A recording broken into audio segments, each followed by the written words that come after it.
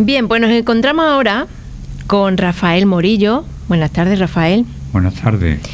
Porque Rafael nos trae una nueva charla divulgativa que tendrá lugar mañana viernes 28, ya me iba yo al 29, no, mañana 28 de junio a las 8:30 de la tarde en la Casa de la Virgen. Exactamente.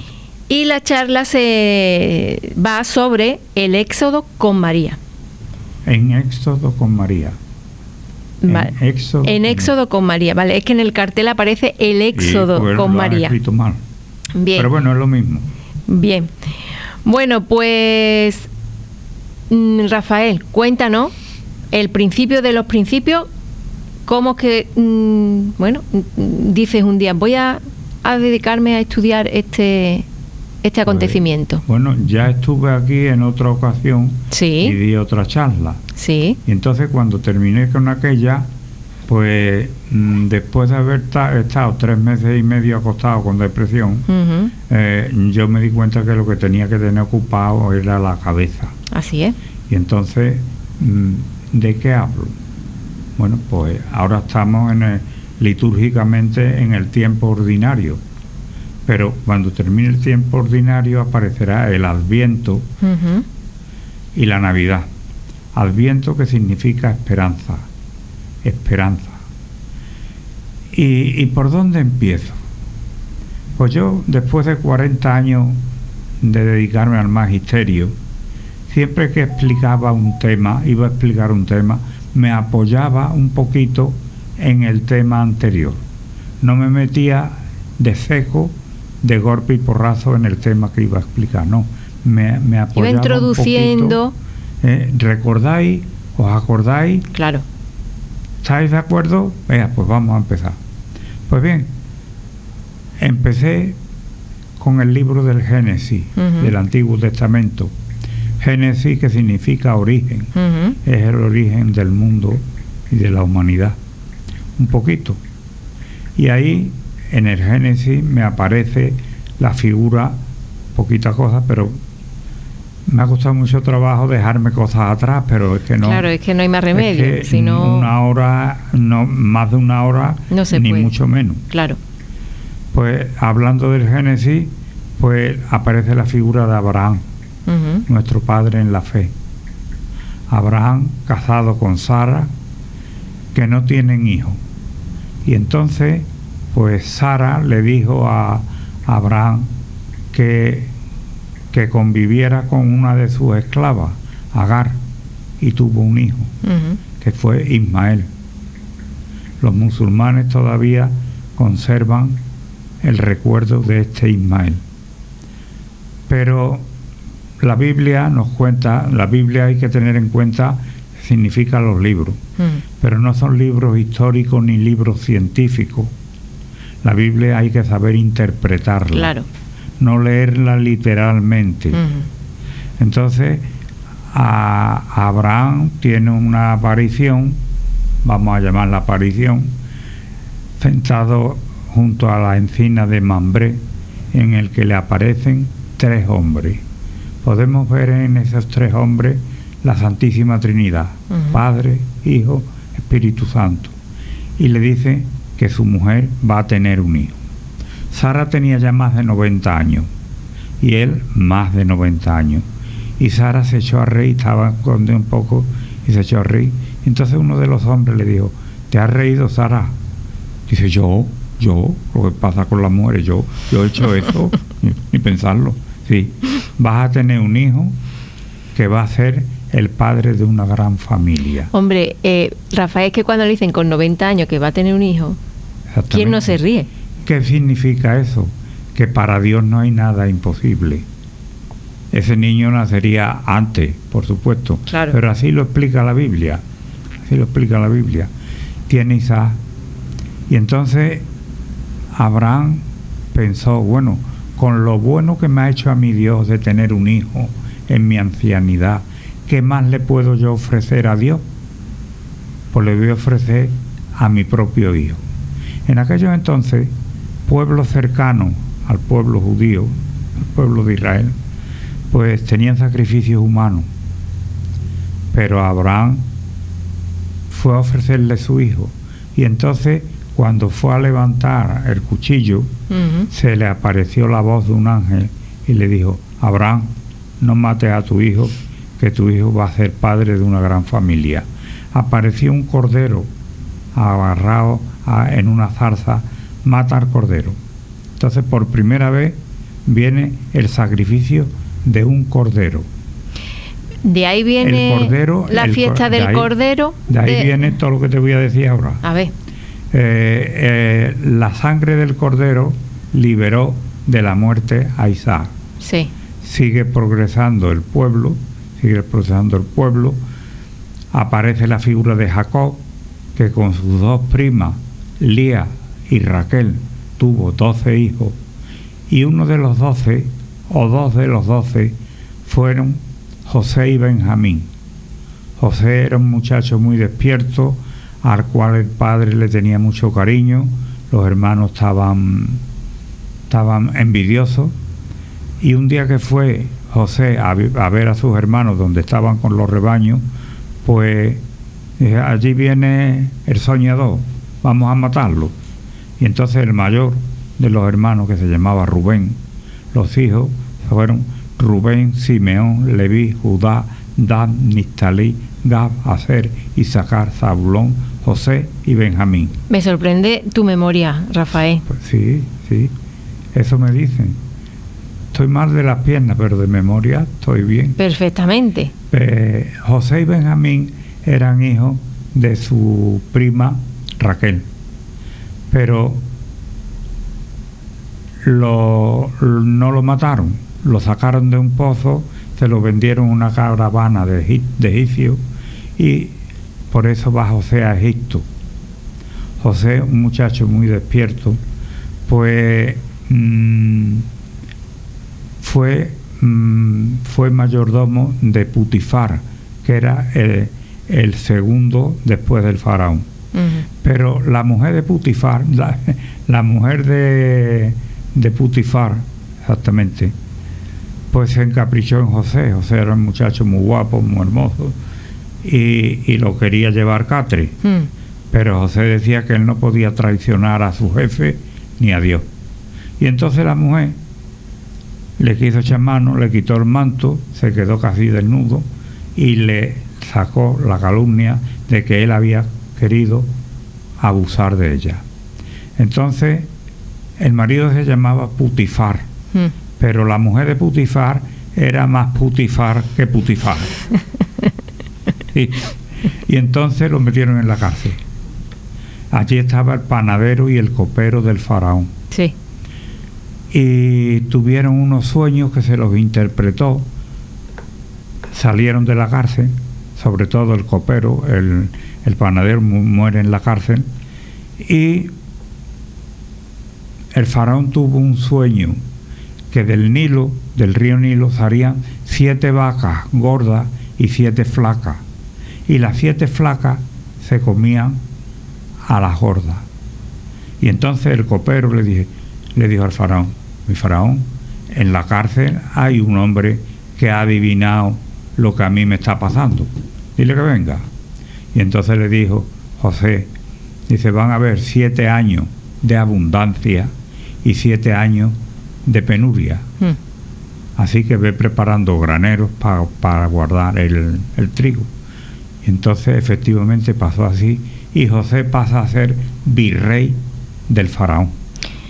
Pero no es el José de María. No, que va. Otro José. Muchos años antes. De los 12 hijos, José y Benjamín, José es el que fue a Egipto. El faraón lo tuvo allí como primer ministro, y cuando vino el hambre, pues sus hermanos, los hermanos de José y su padre Jacob, que a Jacob le dijeron que a su hijo José lo había devorado una fiera, y el pobre viejo pasó mucho. Tuvieron que ir a Egipto por trigo. Hay una serie de cosas que salen en la conferencia y vuelven otra vez. Fueron y volvieron otra vez por trigo. Y entonces le preguntó José: ¿vive vuestro anciano padre Jacob? Sí. Y entonces José se metió en una habitación y salió llorando, y cuando salió de la habitación le dijo: yo soy José, vuestro hermano, el que vendisteis a los egipcios. Voy a hablar con el faraón. Y el faraón le dijo: que se venga tu padre, tus hermanos y toda su familia y se establezcan en las mejores tierras de Egipto. Pero llega el momento en que muere aquel faraón, muere José, y el siguiente faraón pues ya no tenía nada que ver con los egipcios. Claro. El pueblo con los israelitas, el pueblo de Israel era muy fecundo, y entonces viene la muerte de los primogénitos. Fíjate la coincidencia, que cuando nace Jesús de Nazaret, también, que es un libertador del pueblo, también hay la muerte de los inocentes. Sí. Bueno, pues vienen las plagas, que son 10 hechos ocasionales, pero la última plaga le dicen a ya me estoy metiendo en Moisés, que es cuando empieza el éxodo. Y le dice: mata el cordero y pinta las jambas de la puerta con la sangre del cordero, que esta noche pasaré y morirán todos los primogénitos egipcios, incluso el hijo del faraón, y todos los animales primogénitos, menos los israelitas.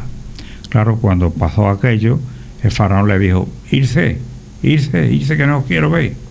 Y se fueron. Tuvieron dificultades hasta llegar a la tierra prometida. Tuvieron que pasar el Mar Rojo. El paso del Mar Rojo lo dice la Biblia de dos formas, pero en realidad el paso del Mar Rojo lo que significa es el paso de la esclavitud a la libertad. Me estás siguiendo. Te estoy siguiendo, claro que sí. A lo mejor que lo estoy explicando en medio regular. No, bien. Entonces están 40 años en el desierto, porque había sido un pueblo que había estado acostumbrado a la esclavitud, y cuando empieza a vivir libre, no sabe vivir libre. Claro. No sabe vivir libre. Entonces, durante 40 años dice la Biblia que estuvieron vagando por el desierto. ¿Qué significa eso? Pues el número 40 en la Biblia significa que algo importante va a suceder. Tenemos la Cuaresma, 40 días antes de la muerte y resurrección del Señor. Sí. Tenemos 40 días en el diluvio. Tenemos 40 días el pueblo vagando por el desierto.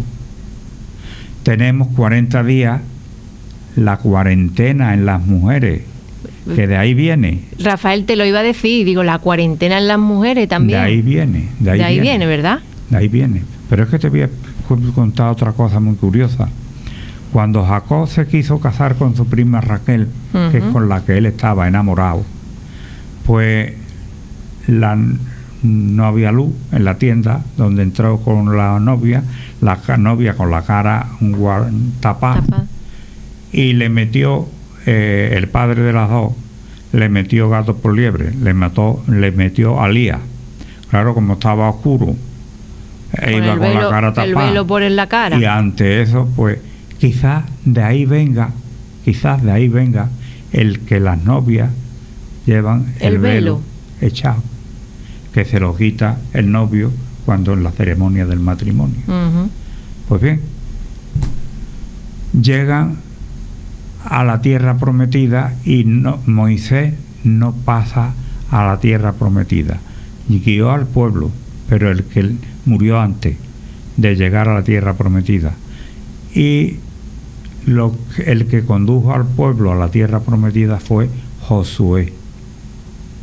Y ya ahí empieza la conferencia propiamente dicha, hablar del éxodo que nos quede bien claro que lo que significa es salida.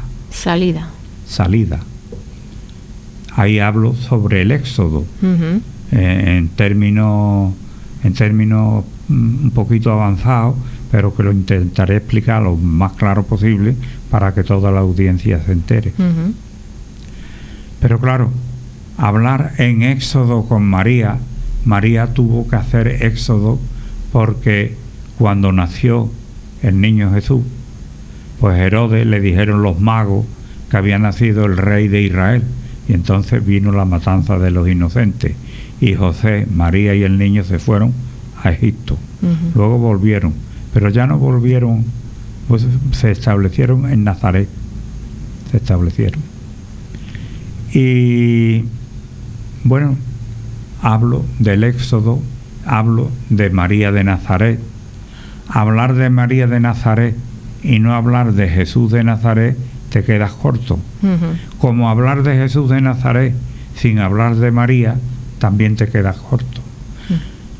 Quiero decir, y lo digo en muchas ocasiones, que Jesús de Nazaret fue el primer gran feminista de la humanidad. Ujú. El primero, porque en tiempos de Jesús la mujer no valía un duro. La mujer no valía un duro. El que un matrimonio tuviera una niña era un problema, porque si no se casaba, se la tenía que chupar padre. Y si se casaba por cualquier tontería, el marido podía repudiarla y echarla Ujú. fuera de la familia. De la familia. Y Jesús, que hablaremos a su debido tiempo aquí, más adelante, pues Jesús fue el gran feminista de la mujer. Ujú. Dios escoge a una mujer para que de su seno, de sus entrañas, nazca el Salvador del mundo, Jesús de Nazaret. Jesús de Nazaret libera a la que cogieron a la prostituta, porque María estaba Magdalena. condenada a apedrearla, Ujú. y se la llevaron a ver qué decía Jesús.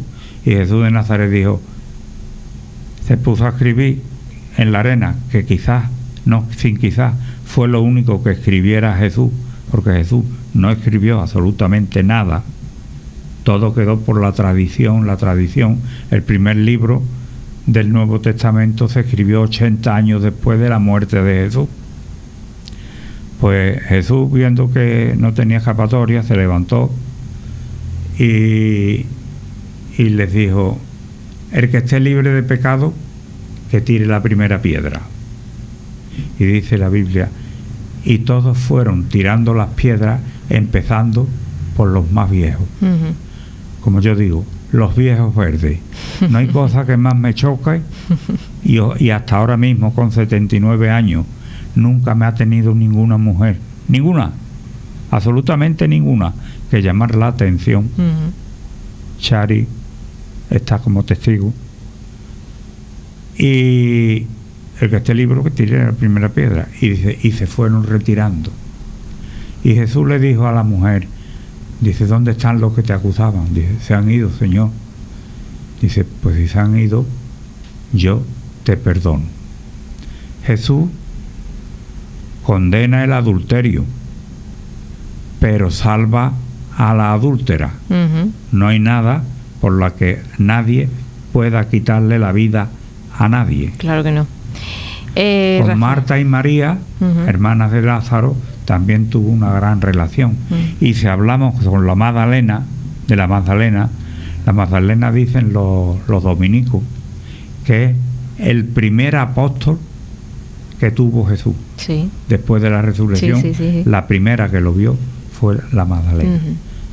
Bueno, hay muchas más cosas, pero tú me tienes que preguntar lo que tú quieras. Nos queda muy poquito tiempo. Lo que quiero saber es sobre la charla que hoy va a tener lugar mañana viernes en la Casa de la Virgen a las 8:30 de la tarde.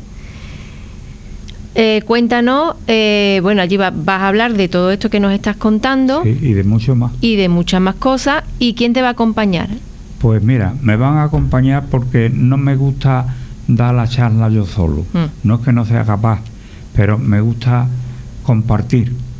Y entonces van a ayudarme dos profesionales de la enseñanza de distintos ámbitos, María José Gutiérrez Vicente y Cecilia Cano Granado, que son profesoras en el centro ocupacional. Sí.